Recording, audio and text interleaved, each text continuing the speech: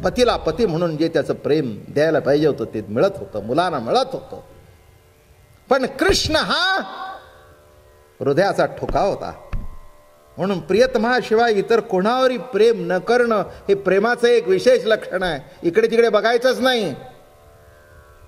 म्हणून जेव्हा गुप्त झाला की नाही आणि विष्णू रूपाने प्रगट झाला, लक्षात ठेवा, एक 4-5 दिवस मागे सांगितलं होतं, विष्णू रूपाने प्रगट झाल्यानंतर त्या गोपी नुसत्या नमस्कार केल्या निघून गेल्या त्याच्या अंगावर.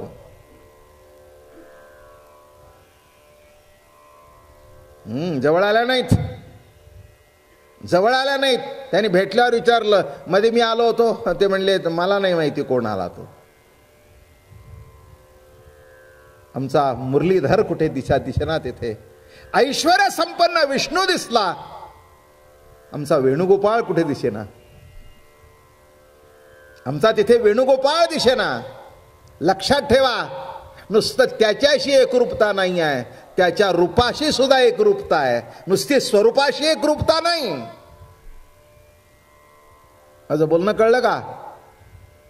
एकरूपता नुसती स्वरूपाशी नाही, स्वरूप बघितलं तर विष्णूचं कृष्णाचं एकच आहे. नवे रूपाशी सुद्धा एकरूपता.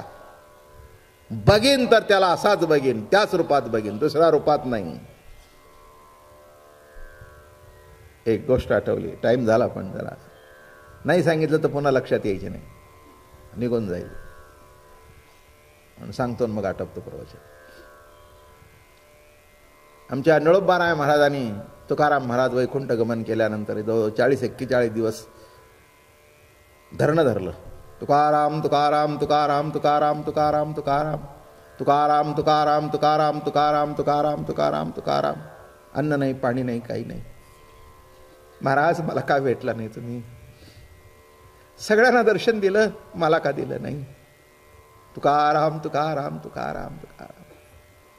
आणि तुकाराम महाराजांचं नाव घेतल्यानंतर प्रत्यक्ष पांडुरंग एक दिवस तिथे आले, उभे राहिले, डोक्यावर हात फिरवला.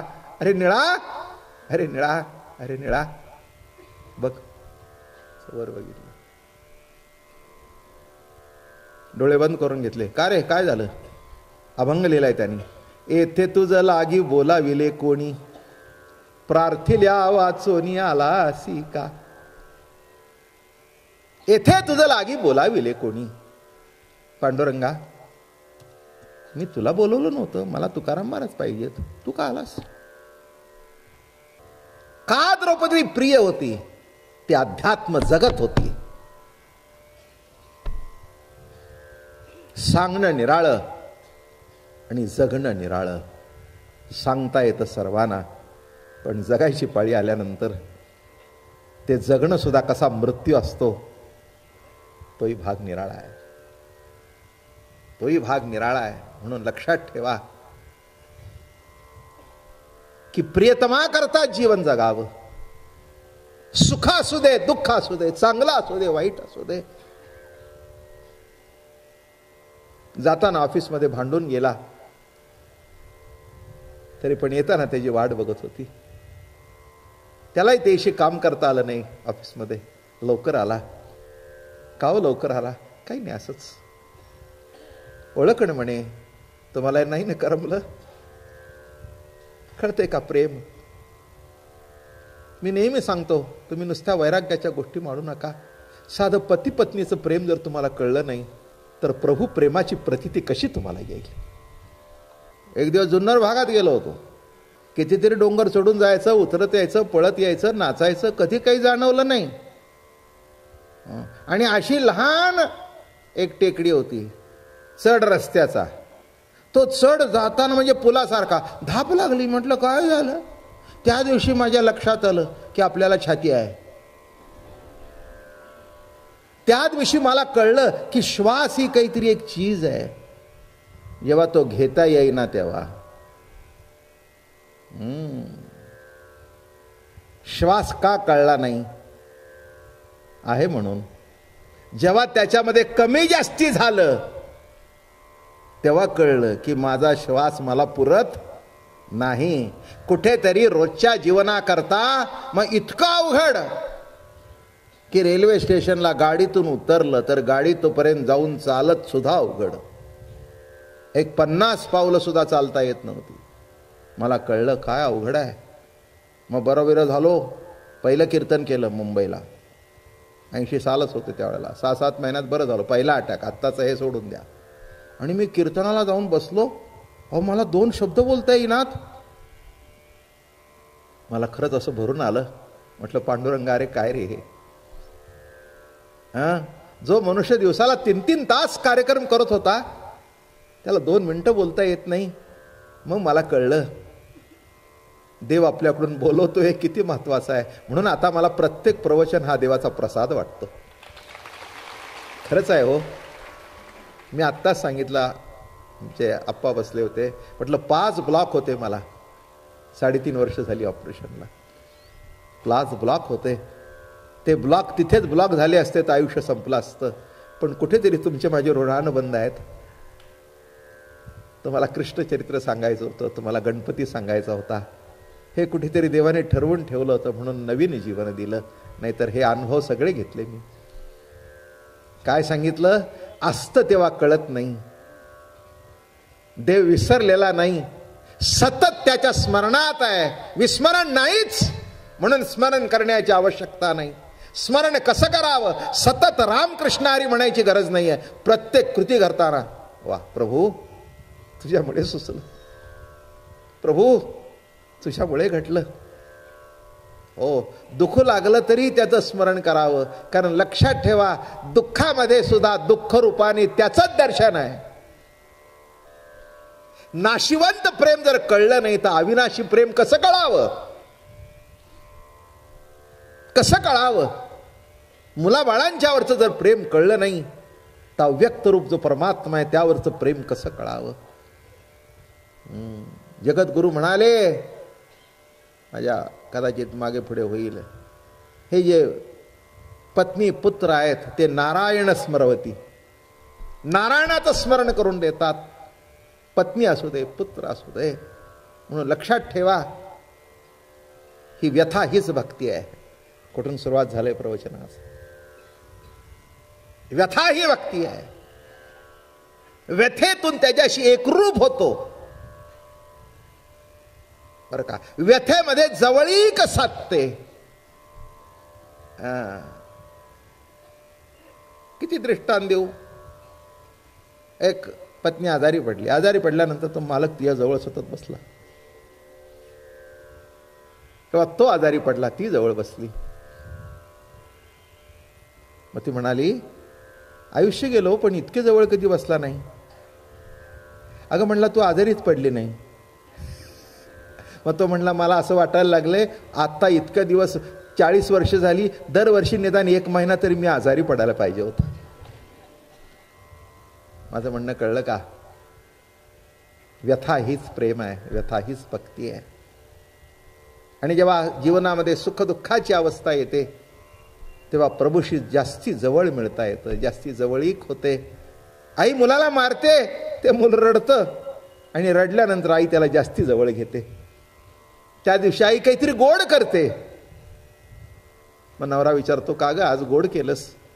नाही हो, तो मग अशी दंगा करत होता, मी इतकं मारलं पण तो फटका इतका जोरात बसला की 1 तास त्या गालावरचे वळ उठले नाहीत.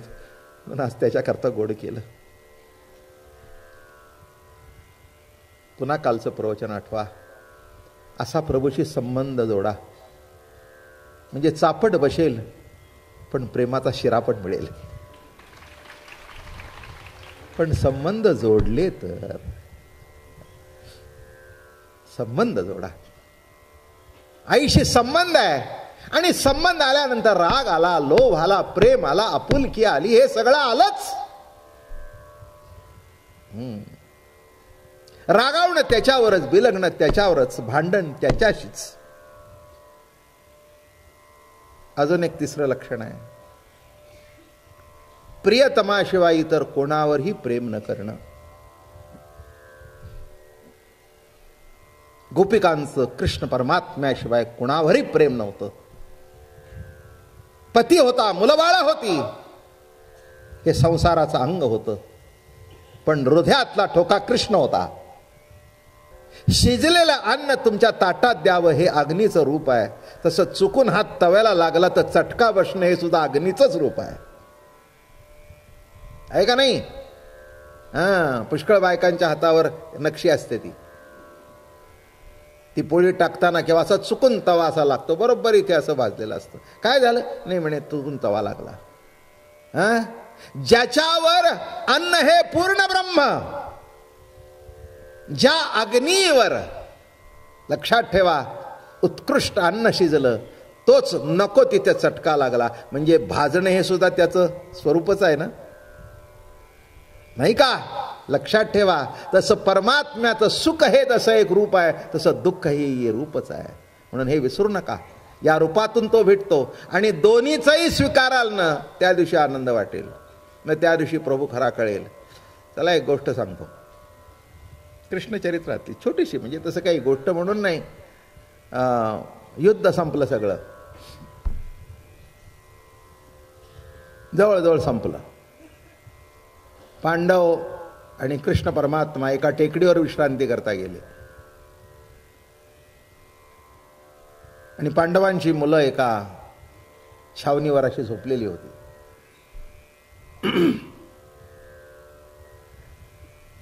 आणि इथे अश्वत्थामा आणि अजून मला वाटतं कृपा कोणतरी होते, कृपाचार्य का कोणतरी. अश्वत्थामा त्यातला मेन, कारण त्याच्या वडिलाला मारलं होतं द्रोणाचार्यानं. आणि तिथे आले, हे म्हणाले अशी मुलं कापून काढू. दोघं आले, मन चरकली. तिथे ते एक झाडावर गोबड होतं, तिथे ते पक्षी होते. त्यांनी अशी कसं कसं कापावं, त्यांनी अशी मान घ्यायची आणि टाकायची, मान घ्यायची आणि टाकायची. जास्ती डिटेल सांगत नाही. हे आतमध्ये गेले आणि अशी निजलेली पोरं कापून काढली ओळीने. एकही मूल शिल्लक राहिलं नाही पांडवांच्या घरामध्ये. कौरव तर संपलेच होते, पण पांडवांचं कुळ सुद्धा नाहीसं करावं म्हणून एका रात्रीत कापलं. हाहाकार झाला जिकडे तिकडे. काय करावं कळेना. मग भगवंताला निरोप गेले, धावत आले. आणि भगवंताला बघितल्यावर द्रौपदी गेली आणि त्याच्या गळ्यात पडली, मिठी मारली.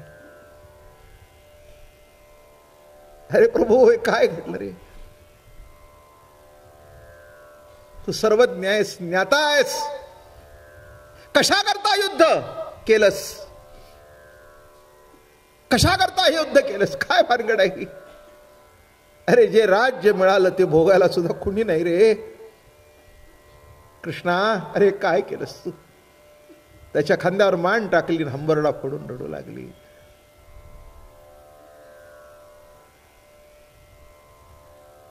ते रडणं थांबे ना. शेवटी देवाने थोपटलं. अर्धा पाऊण तास झाला, शांत झाली. मग देवाने तिचं असं तोंड हातात घेतलं आणि म्हणे, द्रौपदी, ही सगळी तुझी मुलं गेलेली आणू का परत? तुझी गेलेली मुलं परत आणू का? अशी मान होती. तिने असं बघितलं, त्या दुःखात सुद्धा त्याकडे बघून हसली. मजेशीर आहेस म्हणे, मजेशीर आहेस. ज्याला आणता येतात त्यांचा मृत्यू तू थांबवू शकला असतास की. ज्याला आणता येतात त्याला वाचवता आली नसती? वाचवता आली नसती का? नाही नाही म्हणे, राहू दे म्हणे, आता तुझ्या स्वरूपाशी एकरूप झाली, तिथे राहू दे. मग रडलीस कशाला? ते म्हणले, रडली ती आई आणि आता बोलते ती तुझी भक्त. काय उत्तर दिलं? मगाशी जी अंबरडा फोडून रडली ती त्या पोरांची आई होती. पण प्रभू, काही काशे ना, तुला असं वाटलं का रे की आमची पोरं कापली म्हणजे तुझ्यावरची श्रद्धा कमी होईल? तारी मारी कारी भलते दातारा, तार मार काही कर. प्रभूंनी आणखीन जवळ घेतलं. खरंच आहे द्रौपदी, सुखरूपाने मीच नटलेलो आहे आणि दुःख रूपाने मीच नटलेलो आहे. याच्याकरता जगद्गुरु महाराज म्हणाले, विठ्ठल सुखा विठ्ठल दुखा तुकया मुखा विठ्ठल.